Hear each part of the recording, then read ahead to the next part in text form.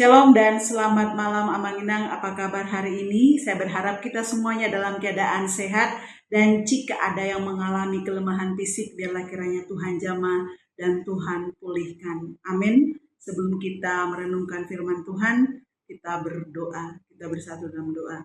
Damai sejahtera Allah yang melampaui segala akal dan pikiran, itulah yang memelihara hati dan pikiranmu di dalam Kristus Yesus. Amin. Firman Tuhan untuk kita renungkan diambil dari kitab Lukas 6 ayat 35 sampai ayat 36. Demikian bunyi firman Tuhan. Tetapi kamu kasihilah musuhmu dan berbuatlah baik kepada mereka, dan pinjamkan dengan tidak mengharapkan balasan. Maka upahmu akan besar dan kamu akan menjadi anak-anak Allah yang maha tinggi, sebab Ia baik terhadap orang-orang yang tidak tahu berterima kasih dan terhadap orang-orang jahat. Hendaklah kamu murah hati, sama seperti Bapamu adalah murah hati. Topik untuk kita renungkan malam hari ini adalah mengasihi musuh. Amang dan Inang yang dikasihi oleh Tuhan Yesus Kristus, dipastikan semua anak-anak Tuhan tidak ada yang ingin memiliki musuh. Semuanya ingin hidup dengan damai, berdampingan satu dengan yang lainnya. Namun sayangnya ada saja yang tidak suka dengan kita, dan ironisnya menganggap kita sebagai musuh. Sebenarnya dari pihak kita tidak ingin menganggap orang-orang yang berbuat jahat sebagai musuh dalam hidup kita. Tapi perlakuannya kepada kita yang selalu menyakitkan, yang selalu menyerang pribadi kita dan melukai perasaan, mau tidak mau, suka tidak suka, membuat perlakuan kita berbeda kepadanya. Misalnya, jika kepada sahabat atau kerabat kita bermurah hati, perhatian, dan seterusnya, tetapi kepada mereka yang bertindak sebagai musuh dalam hidup kita akan berpikir dua kali, bahkan berkali-kali untuk bermurah hati kepada mereka.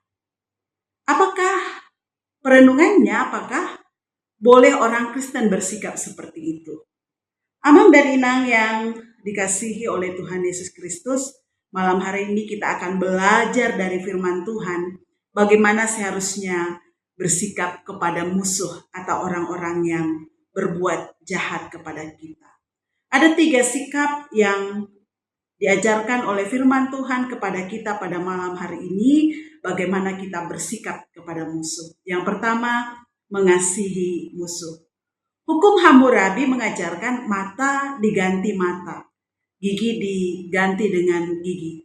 Itu adalah hukum atau balasan yang setimpal kepada orang yang berbuat jahat kepada kita. Tetapi firman Allah berkata, janganlah kamu melawan orang yang berbuat jahat kepadamu, melainkan siapapun yang menampar pipi kananmu, berilah juga pipi kirimu. Siapa yang mengambil jubahmu, biarkan ia mengambil bajumu. Jangan meminta kembali kepada orang-orang yang mengambil kepunyaanmu. Dari rangkaian kutipan Alkitab di atas, kita mendapat satu kesimpulan bahwa kita harus mengasihi musuh tanpa batas. Orang Kristen harus hidup mengasihi melampaui batasan-batasan kasih yang ada di dunia.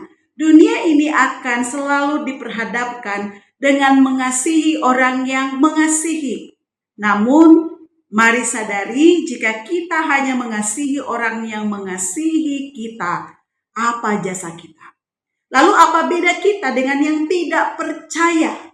Ketahuilah bahwa orang-orang berdosa pun juga mengasihi orang yang mengasihi mereka.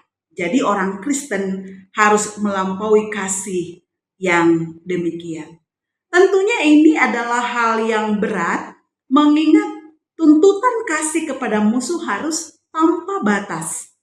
Jika hanya 1 atau 2 kali kita disakiti, kita akan bertahan dalam tekanan tindakan yang menyakiti atau menjahati kita. Tetapi jika 3 kali atau berulang kali kita akan berkata jangan, oh jangan. Seperti lirik lagu, 1 kali kau sakiti hati ini, masih kumaafkan. 2 kali kau sakiti hati ini, juga kumaafkan. Tapi jangan coba 3 kali, kita akan mengatur sikap kita kepadanya. Kita akan mengatur jarak dengannya. Mungkin juga kita akan membalas kejahatannya. Orang Kristen jangan sampai demikian. Mari berproses bersama menjadi orang-orang yang mengasihi tanpa batas. Teruslah berdoa bagi musuhmu dan bertahan dalam tindakan kasih. Karena sesungguhnya Amanginang, tindakan kasih kitalah yang ditunggu oleh Tuhan untuk mengubah hati mereka yang ada dalam kejahatan. Ingatlah kepada Daud yang tidak membalas Raja Saul. Daud bisa saja membalas dendam kepada Raja Saul, tetapi kesempatan itu dia tidak pergunakan. Daud memilih hanya memotong ujung punca jubah Saul, dan Saul pun pada akhirnya menyadari tindakan kasih Daud dan pada akhirnya mengubahkan hati Raja Saul. Sikap yang kedua Amanginang kepada musuh adalah berbuat baik kepadanya. Diteruskan dalam ayat ini, pinjamkanlah dan jangan mengharap balasan. Tentang hal meminjamkan ini dipertegas dalam Matius 5 ayat 42. Berilah kepada orang yang meminta kepadamu dan janganlah menolak orang yang mau meminjam daripadamu. Kesulitan kita adalah Amanginang meminjamkan yang kita miliki kepada orang lain. Jangankan meminjamkan kepada musuh, meminjamkan kepada sahabat atau kerabat pun kita sering berpikir 2 kali apakah dikembalikan atau tidak. Apalagi kepada musuh kita, tentunya ini hal yang sulit. Namun firman Tuhan mengajarkan bahwa orang Kristen seharusnya tidak bertindak demikian. Malah kita diperintahkan untuk memberi pinjaman, kemudian juga tidak mengharapkan balasan. Karena dengan menghidupi cara hidup yang demikian, kita akan mendapat upah yang besar dan kita akan menjadi anak-anak Allah yang maha tinggi.